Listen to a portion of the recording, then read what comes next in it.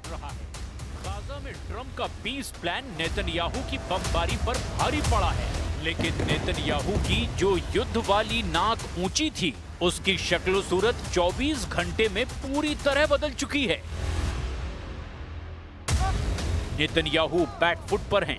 Netanyahu ना सिर्फ Gaza में पीछे हटे हैं, नेतन्याहू ने ना सिर्फ लेबनान की जमीन से अपनी फौज वापस बुलाई, नेतन्याहू ना सिर्फ यमन पर एक्शन लेने से घबरा रहे हैं, नेतन्याहू कतर से भी दोहा पर गिराए गए बंकर बस्टर बमों के लिए माफी मांग चुके हैं।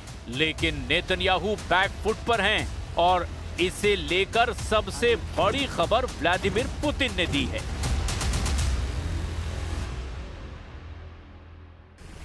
व्लादिमीर पुतिन ने बड़ा दावा किया है। दावा ये कि इजराइल ने उनसे गुजारिश की है कि ईरान को एक मैसेज दे दें। मैसेज ये कि इजराइल अब ईरान के साथ युद्ध नहीं चाहता। यानी इजराइल पुतिन के जरिए खामनेई से कह रहे हैं कि अब वो युद्ध नहीं करना चाहते। यानी इजराइल पुतिन के जरिए खामनेई से कह रहा है कि अब वो युद्ध नहीं करना चाहता। पुतिन का ये दावा नेतन्याहू को लेकर बहुत बड़ा सिग्नल दे रहा है। 13 जून को ईरान और इजराइल का जो युद्ध शुरू हुआ था, जब ईरान की मिलिट्री लीडरशिप को एक झटके में इजराइल ने खत्म कर दिया था, और उसके बाद ईरान के मिसाइलों ने वही हाल तेल अवीव और हाइफा जैसे इजरायली शहरों का किया। अब नेतन्याहू उस ईरान का सामना नहीं करना चाहते। व्लादिमीर पुतिन ने ये दावा ताजिकिस्तान में किया है। राजधानी दुशांबे में सेंट्रल एशिया रशिया के बीच शिखर वार्ता के दौरान पुतिन ने ईरान को लेकर इजराइल का रुख बताकर सबको चौंका दिया। ईरान को लेकर नेतन्याहू का नया खौफ वर्ल्ड मीडिया में सुर्खियां बन रहा है। पुतिन के हवाले से यही खबर छप रही है कि नेतन्याहू अब ईरान से युद्ध नहीं चाहते। ईरान को लेकर नेतन्याहू की मजबूरी क्या है? ईरान को लेकर नेतन्याहू क्यों इतने बेबस नजर आ रहे हैं? इस वक्त नेतन्याहू की स्थिति गाजा से लेकर तेहरान तक क्यों कमजोर नजर आ रही है? इसे समझने के लिए पुतिन और नेतन्याहू के बीच 7 अक्टूबर को ही फोन कॉल की कुछ डिटेल समझ लीजिए। इस फोन कॉल को लेकर रिपोर्ट है कि नेतन्याहू ने पुतिन से कहा कि आप ईरान को फाइटर जेट और बाकी हथियार ना सप्लाई कीजिए, और ईरान और रूस के बीच इस वक्त सुखोई 35 की डील को लेकर बात चल रही है। रिपोर्ट है कि नेतन्याहू ने इशारा किया कि अगर आप ईरान को हथियार सप्लाई करेंगे तो इजराइल यूक्रेन को हथियार पहुंचाएगा। इस फोन कॉल की सबसे अहम बात यह है कि नेतन्याहू इस वक्त कमजोर नहीं दिखना चाहते। वो बताना चाहते हैं कि गाजा से लेकर ईरान तक युद्ध को लेकर जो कुछ हो रहा है वो उनकी शर्तों के हिसाब से हुआ है। हमास को लेकर नेतन्याहू ने ऐसी बात कह दी है जिससे उनके हमास के खिलाफ स्ट्राइक रेट पर सवाल उठना लाजमी है। חמאס הסכים לעסקה רק כשהרגיש שהחרב מונחת על צווארו, והיא עדיין על צווארו. החמאס הסכים לעסקה רק לאחר שתוכנית טראמפ, שעליה הסכמתי עם הנשיא בוושינגטון, בודדה אותו בינלאומית באופן חסר תקדים. בשלב הנוכחי של התוכנית, אנחנו ממוקדים בשחרור חטופינו. 735 दिन के युद्ध में इजराइल ने गाजा पर 1,10,000 टन बम बरसाए। इस बमबारी में 67,000 लोग मारे गए, जिनमें 20,000 से ज्यादा बच्चे थे। इस बमबारी में 2,500 परिवार पूरी तरह से खत्म हो गए। इजराइल की बमबारी में 1,70,000 लोग घायल भी हुए। अब हमास को लेकर इजराइल के एक्शन में ये बात साफ है कि गाजा में हमास की लीडरशिप पूरी तरह खत्म हो गई। लेकिन इजराइल हमास के लड़ाकों को फिर भी खत्म नहीं कर पाया, क्योंकि गाजा में हमास के लड़ाके हमेशा इजराइल पर हमले के लिए तैयार बैठे नजर आते हैं।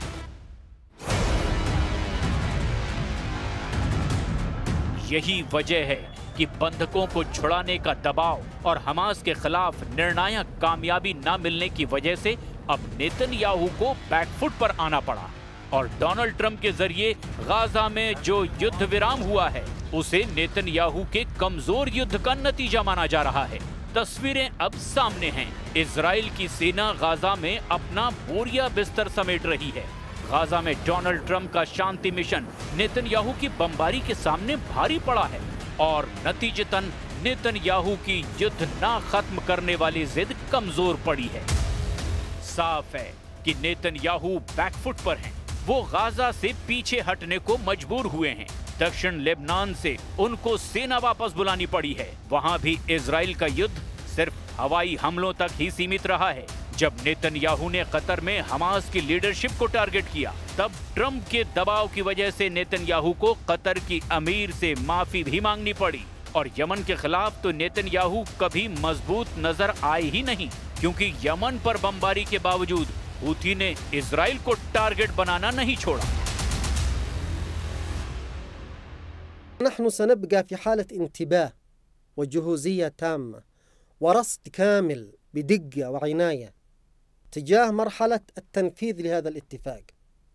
هل سيفضي هذا الاتفاق فعلا إلى إنهاء العدوان على قطاع غزة، إلى دخول المساعدات والطعام والغذاء للشعب الفلسطيني والدواء والاحتياجات الإنسانية والبضائع إلى قطاع غزة؟ नेतन्याहू पर अंतर्राष्ट्रीय दबाव से ज्यादा घरेलू प्रेशर है, क्योंकि तेल अवीव से लेकर इजराइल के कई शहरों में नेतन्याहू के युद्ध को लेकर गुस्सा बढ़ता जा रहा है। बंधकों की रिहाई को लेकर नेतन्याहू पर लगातार दबाव रहा। इजराइल की सड़कों पर लोग ट्रंप और नेतन्याहू के पुतलों के साथ प्रदर्शन करते रहे और ये तस्वीरें ऐसी हैं जो व्हाइट हाउस में भी देखी गई। यूरोप के शहरों में भी यही मैसेज गया कि इजराइल की जनता ही अब नेतन्याहू के खिलाफ होती जा रही है। डोनाल्ड ट्रंप को भी पता था कि इजराइल की पब्लिक अब युद्ध का समर्थन नहीं कर रही। दूसरा सच ये है कि गाजा में गिरे हर बम पर मेड इन अमेरिका की छाप रही है।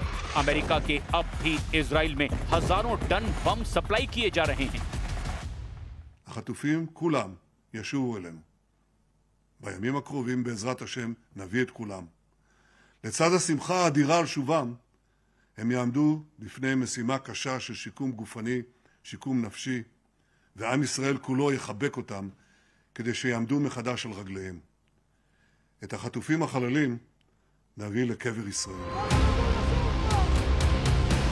हमास के पास इजराइल के 22 जिंदा बंधकों और 26 इजरायली नागरिकों की लाशों पर इन सभी की वापसी के मुद्दे ने नेतन्याहू की सरकार को शुरू से ही हिला रखा है। अब नेतन्याहू चैन की सांस ले रहे हैं।